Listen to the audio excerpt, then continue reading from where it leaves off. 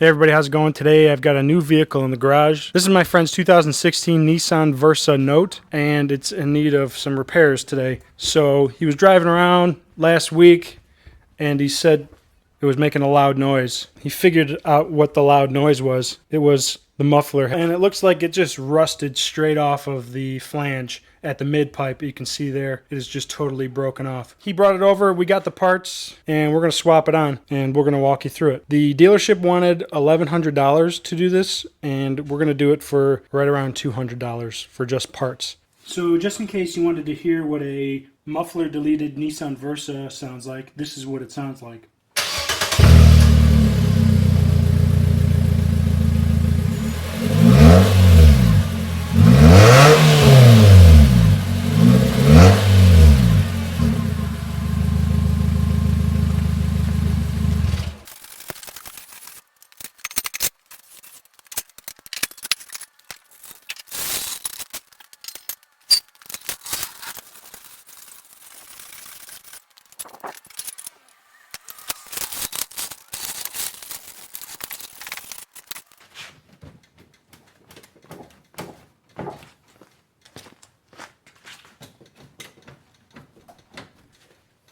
So here's the location of where the factory muffler sits. There's a cutout in the bumper right here for the tailpipe.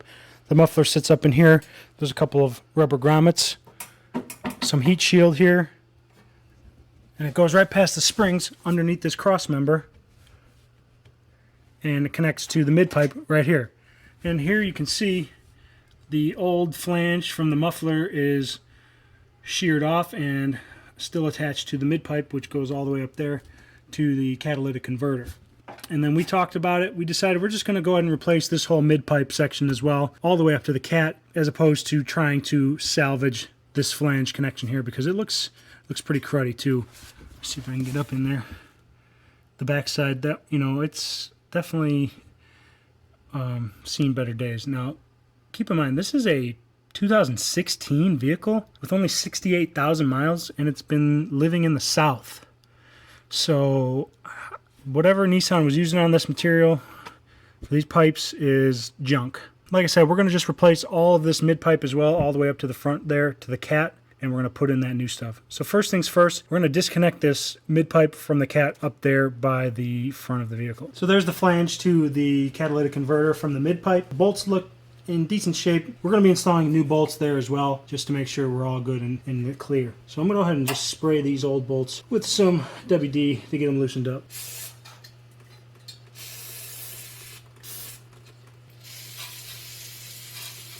These factory bolts are 14 millimeters. I'm going to try with the cordless impact first, and if that doesn't work, I'll move on to the corded.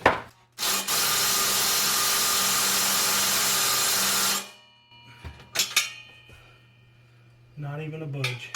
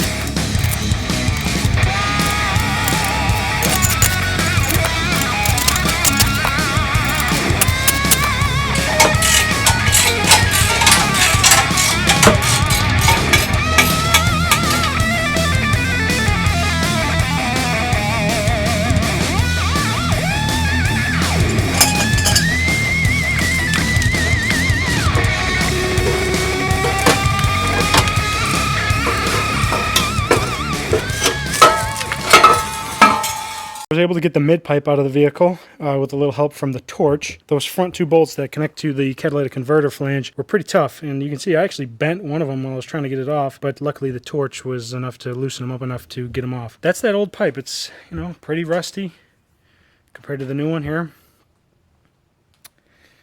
And here's where that old one rusted right through and snapped off. This looks really, really bad.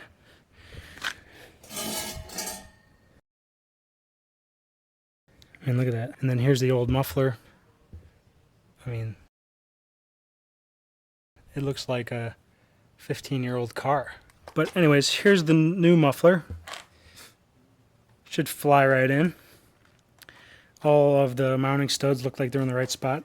I had to buy some stainless steel bolts to mount this flange together. These I just got at the hardware store. Found some that will fit this, and got some nuts and lock washers on there. I'm also going to be replacing the gasket for this flange here, and I'll also be installing a new gasket for this front flange as well. I'll post all these part numbers in the description so you know what you need if you have this vehicle. I also have some new bolts with the springs on them for the front because those ones definitely will not be able to be reused. So I'm going to get this old gasket off just using a flathead screwdriver. Hopefully it's relatively easy to get off. Just like that. Then I've got the new one here. I'm going to put it right into place. Alright, so now I'm going to bolt up this new pipe. And first I'm going to lift up the back and slide it into these rubber grommets to just get it held in place a little bit. I'm using a jack stand on the back part of the pipe to just raise it up so it's easier, so I'm not fighting gravity. And then I'm just going to loosely thread these bolts into place to get it lined up.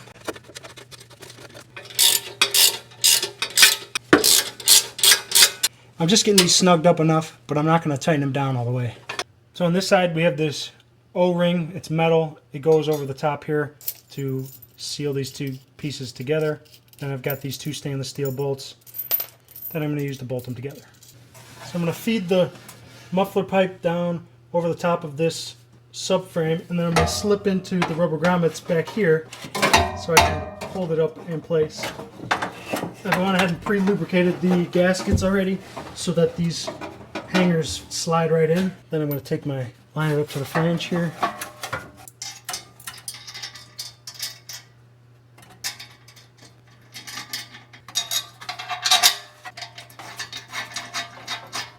Just going to tighten these up just a bit, but I'm not going to tighten them all the way just yet.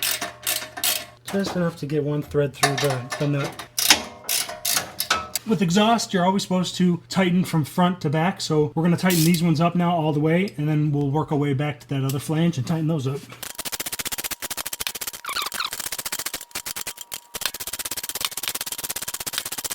And what we're doing is we're waiting for that sleeve to make contact with the front flange. I'm almost there on this one, and once that makes contact, that means we're pretty close to being all the way tight. So what I was talking about with those sleeves, as you can see in there, those sleeves on either side are now sitting nicely on this flange, and the bolt is tightened up all the way through. And it looks like we have good contact on the gasket. We won't know if there's no leaks until we start it up here after we get the back. So let me get the back tightened up and then we'll check for leaks. And now that we have those front ones tightened, we can go ahead and tighten these back ones.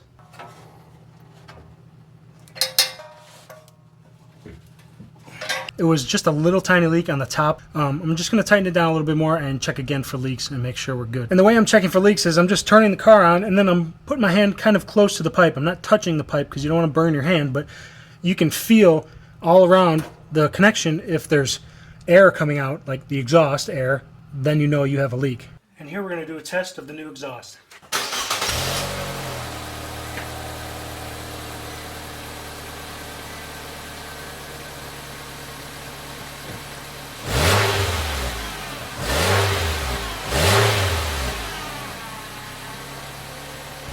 If you like this video, give it a thumbs up.